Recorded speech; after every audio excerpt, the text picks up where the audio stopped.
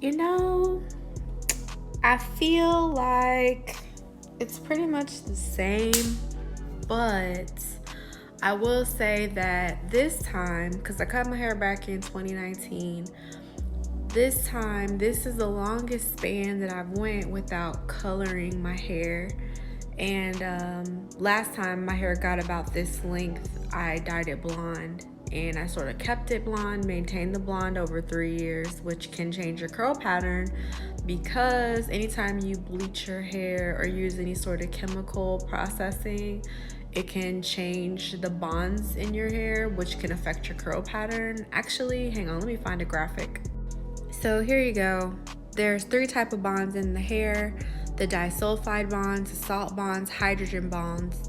And all those can be affected by chemical processes, and even washing your hair and not drying it properly can affect hydrogen bonds in your hair, which is like hydro fatigue, if you've heard people talk about that. And that's why you should dry your hair and not just walk around with it wet all day. Also, before, to combat the damage, I did use a lot of protein building treatments that I either got from Sally's, or Curlsmith has a pretty good protein like bond builder. I never used Olaplex, just mainly Curlsmith, and there was a couple protein fillers that I would get at Sally's in the color section that were pretty good at rebuilding the structure of my hair, but it was still different. I still wasn't quite like this.